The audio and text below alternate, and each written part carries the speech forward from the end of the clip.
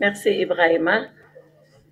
Mesdames, Messieurs les journalistes, permettez-moi à l'entame de cette conférence de presse de vous remercier très chaleureusement d'avoir bien voulu répondre à notre invitation pour cette séance de communication que, au nom du gouvernement, la chancellerie, c'est-à-dire le ministère de la Justice, organise cet après-midi.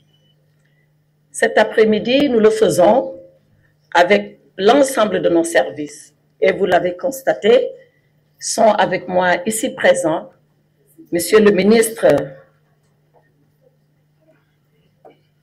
en charge de la promotion de la bonne gouvernance et des droits humains, le ministre El Hadj Momar Samb. Également m'accompagne au cours de cet exercice que nous avons tous préparé ensemble, tous les services du ministère, le secrétaire général, le directeur de cabinet, les directeurs au ministère, mais surtout les procureurs de Dakar. Et je voudrais signaler ici, pour les remercier, la présence de Monsieur le procureur général près la Cour d'appel de Dakar, de Monsieur le procureur près le tribunal de grande instance de Dakar et de Monsieur le délégué du procureur près le tribunal de Pékin.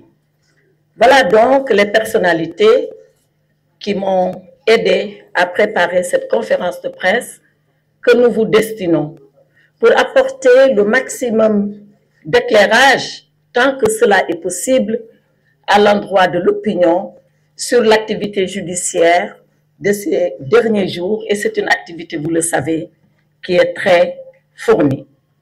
Voilà donc le prétexte qui sert à cette conférence de presse. Qu'avons-nous fait ces derniers jours au plan judiciaire qui a justifié autant de commentaires, autant de prises de position, peut-être autant de malentendus volontaires que nous voulons, par cet exercice, éclaircir. Et je tiens à le dire parce que depuis mon arrivée à la tête du ministère de la Justice, de par la confiance de son Excellence Macky Sall, président de la République, c'est bien la première fois que je me livre à cet exercice. Alors, je vous demanderai votre clémence. Peut-être que je ne répondrai pas à tout, même si j'en ai envie. En tout cas, retenez ce qu'il y a de mieux dans mes propos. Et si par mégarde, il m'arrivait de dire des choses qui ne seraient pas peut-être tout à fait convenables à vos yeux, vous m'en excuserez à l'avance. Donc, voilà ce qui sert de prétexte à cette conférence. Maintenant, quel est le contexte, une fois le prétexte dit?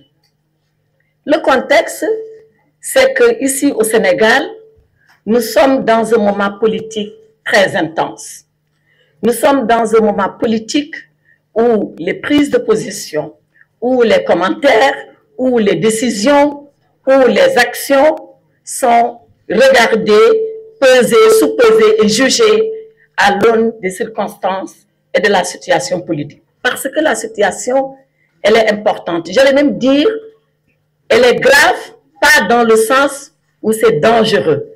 Elle est grave dans le sens où c'est une situation politique qui est solennelle. Le Sénégal doit se choisir un président de la République. Et pour cela, peut-être avant cela, mais surtout à cause de cela, nous avons eu une scène politique particulièrement agitée. Elle a été tellement agitée qu'elle a failli, je dis bien elle a failli, porter atteinte à notre stabilité sociale et nationale. Est-ce que je peux demander à ceux-là qui bavardent derrière de ne pas me déconcentrer, s'il vous plaît? Merci. Donc, je reviens au contexte politique, qui est un contexte politique très chargé, et vous le savez déjà.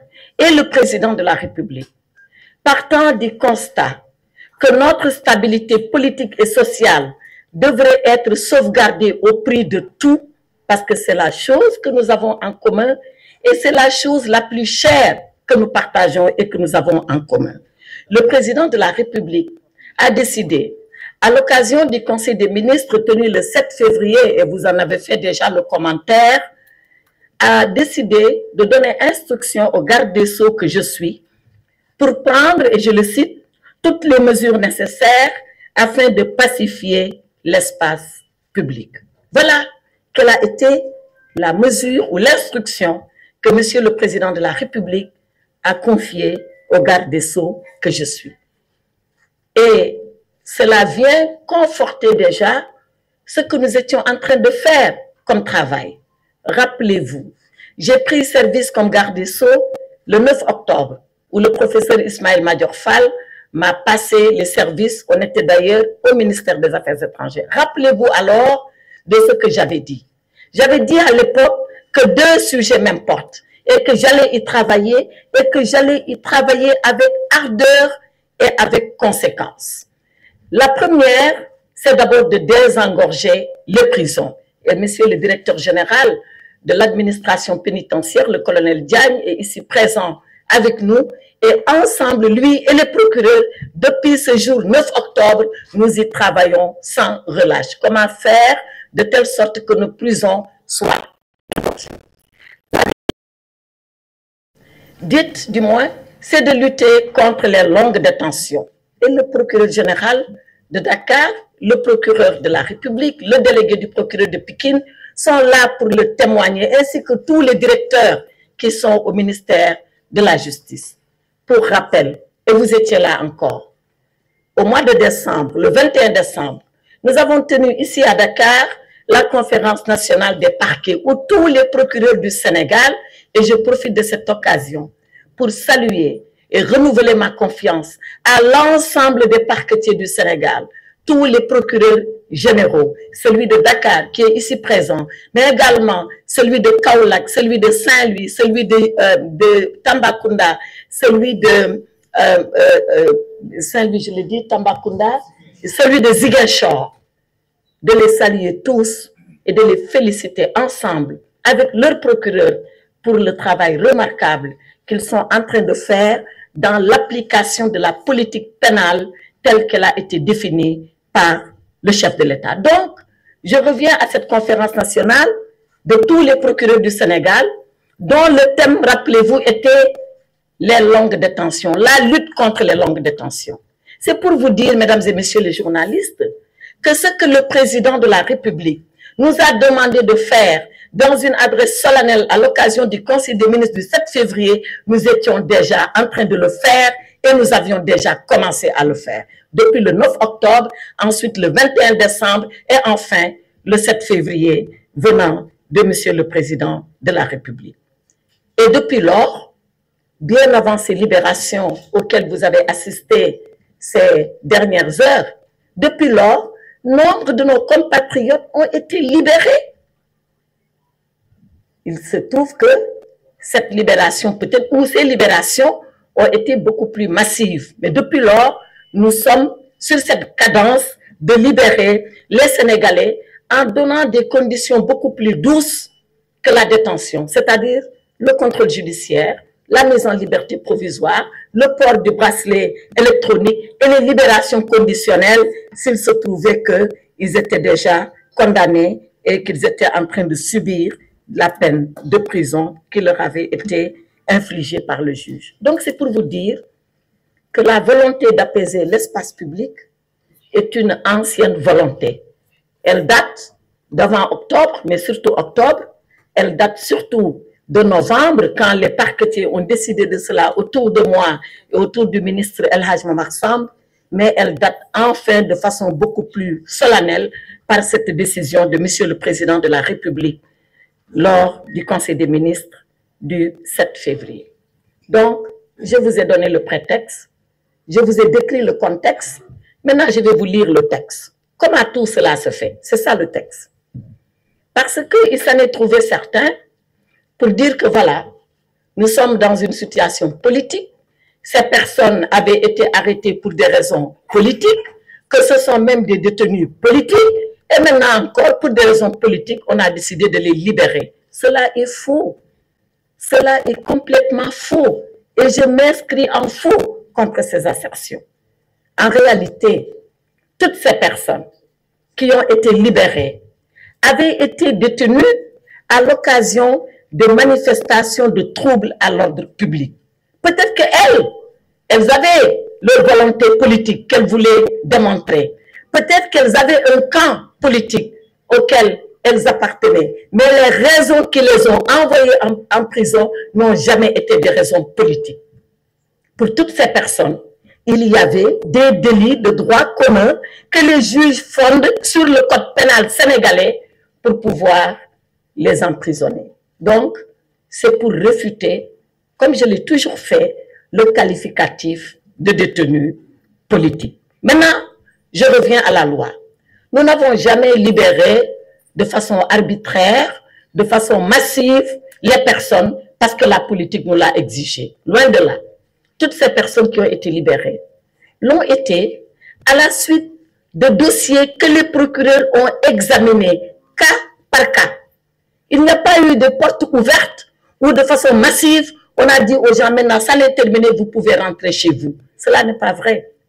Chaque dossier a été étudié. Les procureurs ont dit ils ont étudié le profil pénal de la personne. Ils ont pesé la gravité des actes qui ont conduit cette personne en prison. Et ils se sont dit, pour cette personne-là, oui, je pense que pour aller dans le sens de l'apaisement souhaité par le président, nous pensons qu'elle mérite d'être libérée.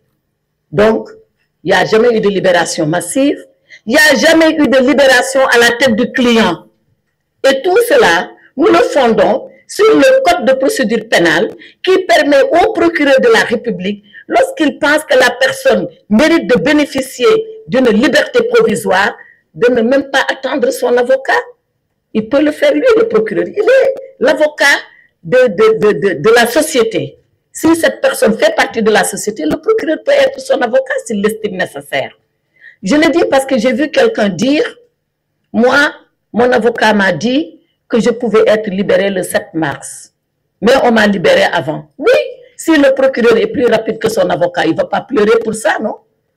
Donc, le procureur étudie le cas, il regarde le dossier et il se dit, je pense que celui-là, il mérite d'être libéré. Mais le procureur ne libère pas. Le procureur dépend des instructions, effectivement, que le ministre lui donne. Mais quand on a fini de donner les instructions, à qui s'adresse le procureur? Il s'adresse à un juge d'instruction qui, lui, ne reçoit pas mes ordres. Je ne peux pas. Qui, lui, est indépendant et autonome. Si le procureur lui dit, monsieur le juge, je vous demande la libération de monsieur X, le juge demande, regarde, est-ce que monsieur X mérite d'être libéré? S'il mérite d'être libéré, alors il le libère. S'il ne mérite pas d'être libéré, il dit au procureur, je refuse la demande que vous m'avez adressée. Ce monsieur restera en prison, malgré que vous, procureur, vous l'avez demandé. Voilà comment marche la loi pénale au Sénégal. Et rien de ce qui a été fait pendant ces jours n'est venu en contravention de la loi pénale. Tout a été mis dans le cadre de la loi. Apaisement, oui, mais apaisement en respectant nos procédures, en respectant nos lois, parce que le Sénégal est un État de droit et est un État qui marche selon la loi et qui lui-même est sous le coup de la loi. Donc, comme j'ai réfuté les arrestations arbitraires, je voudrais de la même hauteur réfuter les libérations arbitraires. Il n'y a pas de libération arbitraire. Chaque libération est justifiée et nous pouvons le faire pour autant que vous le souhaitez. J'ai aussi entendu dire, oui, seules les personnes illustres ont été libérées. On a laissé les anonymes. Une autre affirmation que je voudrais réfuter parmi les gens qui ont été libérés. C'est vrai, il y a ceux-là qui sont connus. Et d'ailleurs, c'est pour ceux-là qui sont connus la plupart du temps qu'on parle. Mais il y a beaucoup d'anonymes. Parce qu'on ne fait pas le distinguo entre une soi-disant vedette, une personne connue et une non connue. La seule chose qui nous importe, c'est les éléments objectifs figurant au dossier qui méritent que la personne soit libérée. Je rappelle que ces libérations sont des libertés provisoires. Ce n'est pas encore tout à fait fini. Et je tiens à le rappeler. Les gens, je l'espère, pourront tirer la substance de toutes ces leçons apprises. Je l'espère bien, mais que personne ne s'avise à penser que l'aventure s'arrête là. les juridictions vont continuer leur travail parce que c'est de leur devoir et de leur responsabilité que de le faire. Donc, ce sont des libertés provisoires. Je le dis parce que beaucoup se sont dit, mais on va être indemnisé parce qu'on a été injustement emprisonné. Ils ont été emprisonnés, oui, injustement, non.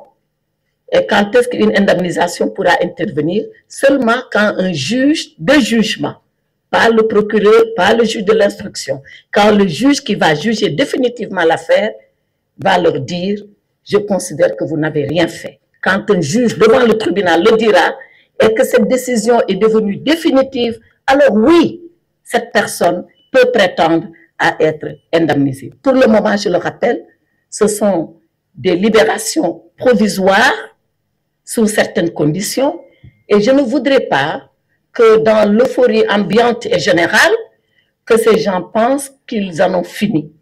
Je souhaite qu'ils en terminent avec la justice, mais ils n'en termineront que lorsque le jugement définitif sera intervenu. Alors, pour finir mon propos liminaire, je voudrais encore rappeler, et je ne le rappellerai jamais assez, que le Sénégal est un état de droit, où la loi s'applique. Elle s'applique parce que nous devons garantir l'ordre public. Et qui garantit l'ordre public? L'ordre public est garanti par l'État au travers de ses services. Ces services, c'est la justice, d'abord. Et je voudrais rendre hommage à tous ces magistrats qui, pendant des temps difficiles, ont pu, matin, midi, soir, de jour comme de nuit, abandonnant leur famille, abandonnant toutes leurs activités, ne se consacrant qu'à une chose, faire de telle sorte que l'ordre public et la stabilité règnent au Sénégal. Je voudrais leur rendre hommage parce que ces temps-là ont été des temps éprouvants, et pour eux, bien sûr pour tous les Sénégalais, mais particulièrement pour eux. Je voudrais également dire la même chose aux forces de défense et de sécurité. Parce que si nous sommes là en train de parler, si nous sommes là en train de faire des commentaires, si nous sommes là que chacun travaille, que chacun puisse vaquer à ses occupations, c'est parce que les forces de défense et de sécurité, la gendarmerie, la police nationale, ils ont fait leur devoir. Et ils l'ont fait sans murmure et sans commentaire, parce que c'est leur destin et ce qu'ils ont choisi de faire pour leur pays, donc pour le Sénégal. Mais nous ne devons jamais oublier que si nous sommes tranquilles, c'est parce qu'eux sont dans la rue. S'ils étaient chez eux comme nous étions chez nous, alors il en serait autrement. Et c'est l'occasion ici de leur rendre cet hommage appuyé. Également, rendre hommage à l'administration pénitentiaire. J'ai entendu très souvent les gens sortis de prison dire « oui, il y avait des mineurs qu'on avait torturés ». Les mineurs au Sénégal, ils ont un statut particulier. On n'a jamais emprisonné un mineur dans là où on emprisonne les majeurs. Ça n'existe pas. Les mineurs, ils sont ce qu'on appelle communément ici à Dakar, au Fort B. Et dans toutes les prisons, il en est ainsi. Les mineurs sont séparés des majeurs. Maintenant, quelqu'un dit oui, c'est un mineur parce qu'il a 19 ans. Mais 19 ans, c'est une majorité pénale. Hein? Qui est majeur au Sénégal? La majorité pénale, c'est 16 ans. La majorité électorale, vous le savez, c'est 18 ans. La majorité civile, c'était 21 ans jusqu'il y a quelques moments, et c'est revenu à 18 ans. Donc, les majorités s'apprécient au regard de l'acte qui a été posé ou de l'acte qu'on veut engager. Il n'y a pas une majorité pour tout le monde. Donc, quelqu'un peut avoir 19 ans, et même s'il a 19 ans, il est majeur sur le plan pénal. On dit oui, ils ont été torturés. La torture, elle est punie au Sénégal. Elle est condamnée au Sénégal. Et j'ai ici, dans mes documents, lorsqu'il s'est avéré par extraordinaire, et ça c'est des cas rares, où on a vu l'administration pénitentiaire torturer un prisonnier, quel qu'il puisse être, où nous sommes intervenus pour sanctionner et de la façon la plus sévère, et j'ai tous les documents à votre disposition. Donc, rendre hommage à l'administration pénitentiaire, qui fait un travail extraordinaire et dans des conditions difficiles. Moi, je ne suis pas le ministre qui vient vous dire tout est beau, tout est rose dans les prisons du Sénégal.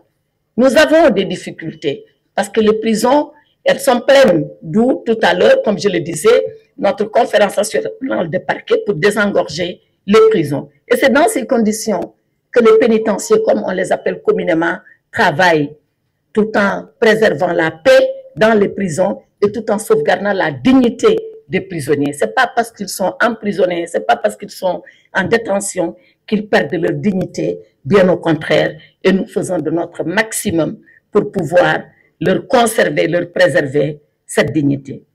Mesdames, Messieurs les journalistes, je voudrais finir pour vous dire que la justice au Sénégal, elle est au service de la paix. C'est une justice au service de la paix. Pourquoi elle est au service de la paix? Parce qu'elle est pour le maintien de l'ordre public. Et quand l'ordre public est perturbé, plus personne n'est en paix. Quand l'ordre public est perturbé, nos propres libertés sont menacées. Donc, c'est pour garantir et c'est pour assurer la liberté à l'ensemble de nos concitoyens et à ceux qui ont choisi de vivre sur notre territoire national que la justice intervient pour rétablir l'ordre public. La justice est une règle parce qu'elle sanctionne qui apaise. Mais c'est également une règle lorsqu'elle pense que la sanction n'a pas lieu d'être ou la sanction n'a plus lieu d'être, qu'elle puisse prendre toutes les mesures de correction pour ramener la quiétude et apaiser le climat social. Et comme on le dit communément, la justice, elle agit et elle passe. Elle agit et elle passe ici au Sénégal tout en respectant la loi dans sa forme, la loi dans le fond, sans faiblesse coupable, mais non plus sans cruauté inutile. Voilà la justice du Sénégal, voilà ce qui s'est passé ces jours-ci. Mesdames, Messieurs les journalistes, je vous remercie de l'attention que vous m'avez prêtée et je reste entièrement à votre disposition pour répondre à tous vos commentaires, vos interrogations, vos observations et vos questions. Si vous en avez, je vous retourne la parole. Merci, Madame le garde des Sceaux, pour ces précisions. Si vous le permettez, on va ouvrir les débats. Mesdames et Messieurs les journalistes, on va prendre par lot de 5 questions.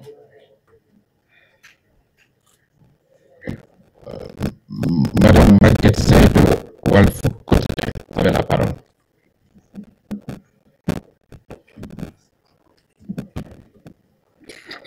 Peut-être.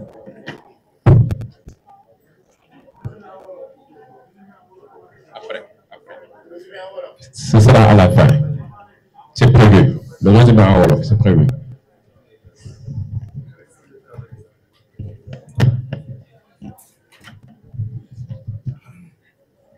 Bonsoir Madame le ministre et bonsoir à toute l'assistance. Maguette Sey, Walf Quotidien. Commentant la décision du président de la République qui a abrogé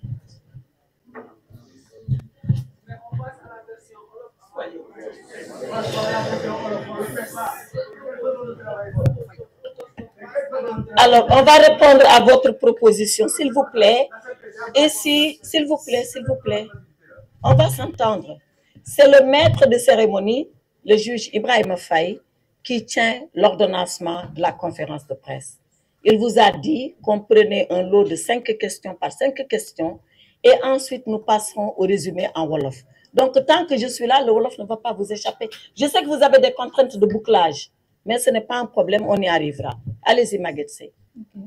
Madame Sall, commentant la décision du président de la République qui, après avis du président de l'Assemblée nationale, avait décidé d'abroger le décret convoquant le collège électoral, vous disiez c'est pour éviter un blocage que M. le président de la République a abrogé ce décret. Est-ce à dire aujourd'hui, en acceptant la décision du Conseil constitutionnel, que ce blocage maintenant est dépassé? Première question. Ma deuxième question concerne les forces occultes. Madame, on a dit tout à l'heure une question par journaliste. Merci. Abissou Diawara, républicain.